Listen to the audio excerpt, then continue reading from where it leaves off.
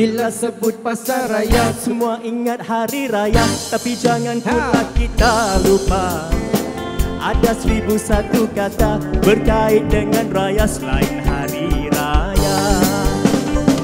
I tak kira apa bangsa, orang Melayu, orang Cina, orang putih atau orang India, orang timur, orang barat, di seluruh dunia ada hari raya. Begitu.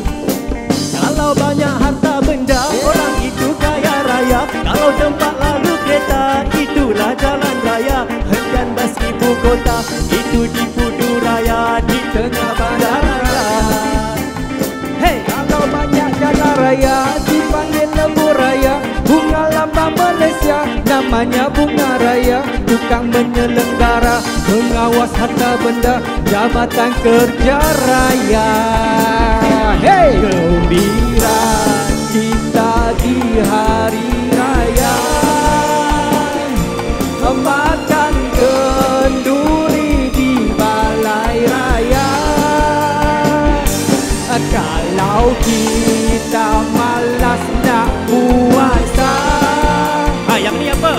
kita sama macam hantu raya.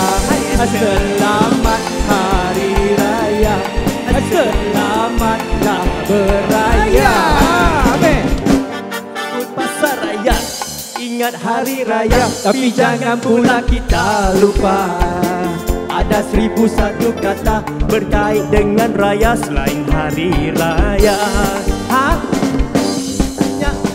dan Raya kalau tempat lalu kereta, itulah jalan raya. Hentian bas ibu kota, itu di Pudu Raya, di tengah bandar raya.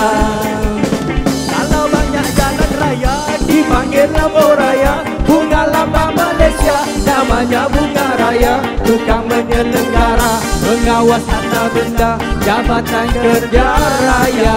banyaknya raya. Yeah, gembira kita di hari raya, makan kenduri di balai raya.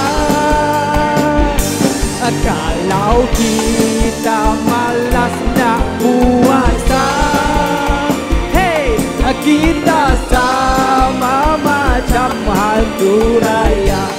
Selamat hari raya, selamatlah beraya. Jom semua. Yo, Selamat. selamat hari raya. Mari kita kumpul duit raya. Selamat, selamat hari raya. Jadi apa? Kita semua jadi kaya raya. Hai selamat hari raya. Hai selamat hari raya. Wow. Duit banyak ni, Amir. Kita dah kumpul duit banyak ni. Bagi ni. Rumah sana, rumah sini. Oh, rumah sana, Reruai rumah sana, sini. reruai sini. Dah Oh. banyak penuh. Makan pun banyak, Amir. Kenyang perut. Kenyang perut. Orang kata pakku kenyang perut suka hati. Ya. Alhamdulillah. Baik.